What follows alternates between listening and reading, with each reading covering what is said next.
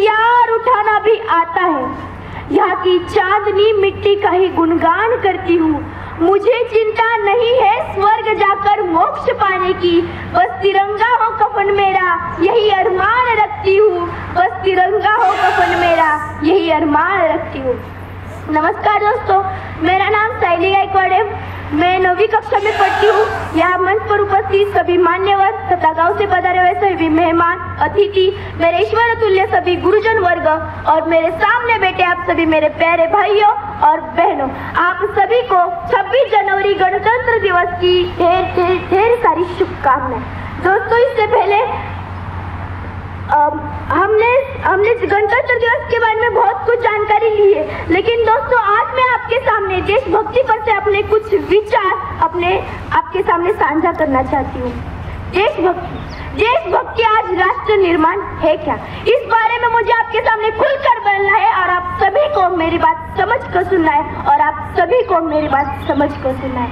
मैं नहीं मानती कि राष्ट्रगान के 52 सेकंड खड़े होकर गाना और वंदे मातरम भारत माता की जय जोरों शोरों से नारे लगाना ही देशभक्ति है। क्योंकि महोदय ये वह सती है जहाँ नीति, नियम और नैतिकता जैसे मूल्यों की धज्जियां उड़ाते लोग मुझे नजर आते। और महोदय ये वह सती है जहाँ सत्य, अहिंसा, सदाचार, साथी, सने जैसे मूल्यों के भाव बेचते लोग मुझे नजर आते। और महोदय ये वह सती है जहाँ घर में दो सगे भाई भी सुख, शांति, अमन के साथ बड़ी मुश्किल से रहते आ रहे। और आज का युवा फेसबुक, व्हाट्सएप, इंस्टाग्राम जैसे सोशल मीडिया के वेबसाइट पर सेटिंग, डेटिंग, चैटिंग और फ्लर्टिंग जैसे मायाजाल में फंसे नजर आ रहे हैं। मुझे तकलीफ तो तब होती है कि आज का नौजवान जिसके कंधों पर जिम्मेदारी है राष्ट्र निर्माण की, जिसके कंधों पर जिम्मेदारी है समाज के आसंडों को जोड़ के रखने की, वही नौजवान, वही युवा मुझे पबजी गेम में डूबा और शराब की लत में भीगा नजर आ रहा है। पबजी गेम में डूबा और शराब की लत में भीगा नजर आ रहा है। तो मैं इन युवाओं को कहना चाहूंगी कि भोग की निद्रा में सोए हुए लोगों, अब भी वक्त है तुम जाग जाओ। इससे पहले कि तुम्हारी नींद का श्रेष्ठ कोई ले डूबे, क्योंकि इस मुल्क को खतरा ना हिंदुओं से है ना मुसलमानों से है। इस मुल्क को तकलीफ है तो बेईमान और गद्दारों से है। इस मुल्क को तकलीफ है तो बेईमान और गद्दारों से। एक सैनिक बनकर सेना में जाना ही देशभक्ति नहीं। आजादी के पूर्व बात कुछ और थी और आज बात कुछ और है। तब झांसी की रानी लक्ष्मीबाई से लेकर शहीद हुए भगत सिंह, राजगुरु, चंद्रशेखर आजाद से लेकर महात्मा गांधी तक, इन सबको हम देशभक्त कह सकते हैं। लेकिन आज मैं देशभक्त कहूँ तो किसे कहूँ? अपने परिवार, अपने समाज, अपने राष्ट्र के प्रति समर्पण का भाव है देशभक्ति। हर देशद्रोहियों के जीवन में आने वाला तूफान है हमारी सच्ची देशभक्ति। एक बुजुर्ग बीमार को अगर दवाई दी जाए तो वह है देशभक्ति। धर्मलोकता को पछाड़ कर ईमानदारी से किया गया हर एक काम है देशभक्ति।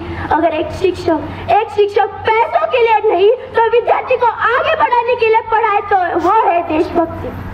और आज के नौजवान इस देश की रक्षा के खातिर दूसरों को मारने के लिए नहीं तो पहले खुद मरने के लिए तैयार हो तो वो है देशभक्ति। तो मैं इन देशद्रोहियों को कहना चाहूंगी, ए हवा में जहर घोलने वालों, फिजाएं हमारी इशारों से बदलती है। ए हवा में जहर घोलने वालों, फिजाएं हमारी इशारों से बदलती है।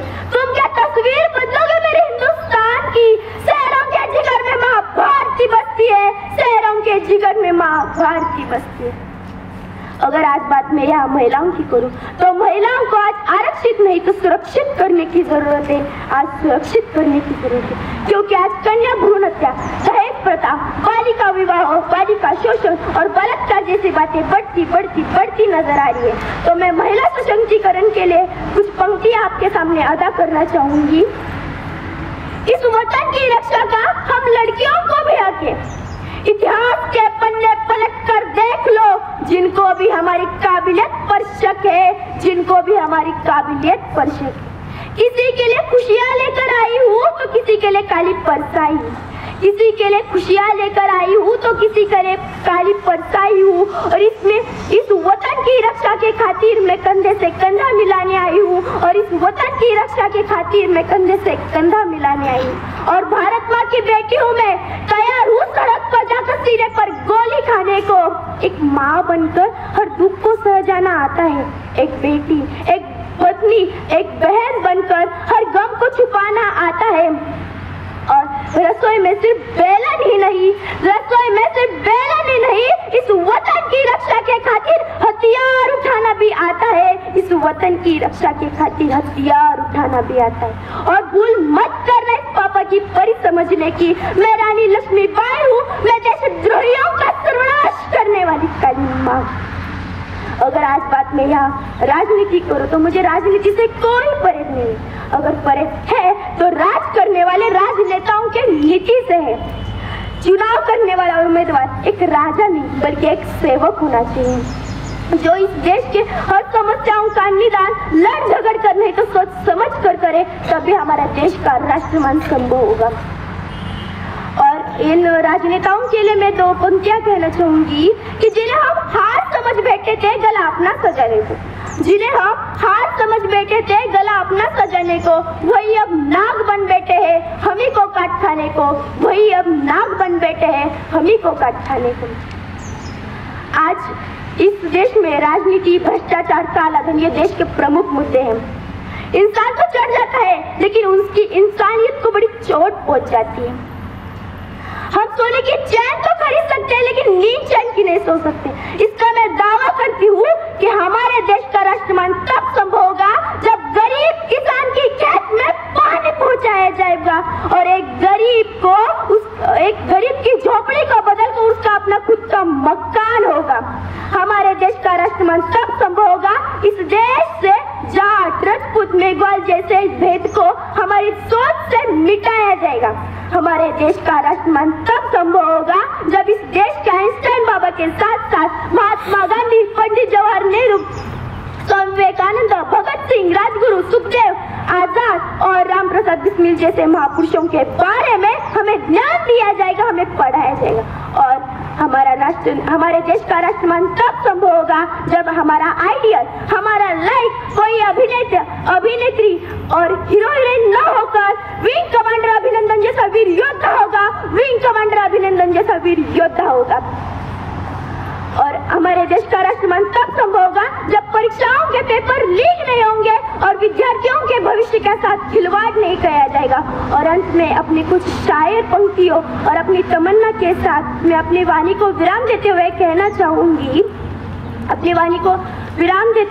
चाहूंगी, काश मेरी जिंदगी में सरहद की कोई शाम आए, काश मेरी जिंदगी मेरे वतन के काम आए, काश मेरी जिंदगी मेरे वतन के काम आए।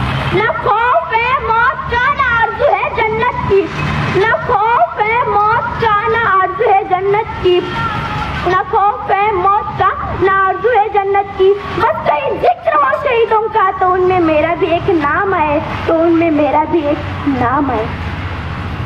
जब कोई पूछे मेरे बारे में तो मेरी एक पहचान लिख देना, जब कोई पूछे मेरे बारे में तो मेरी यह पहचान लिख देना। उठाना तिरंगा झंडा, सीने पर हिंदुस्तान लिख देना, सीने पर हिंदुस्तान लिख देना।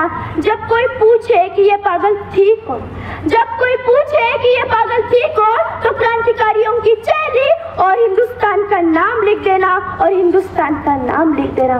और बचाओ जिस्म में एक बूंद भी लहू तो उसे निकाल कर मार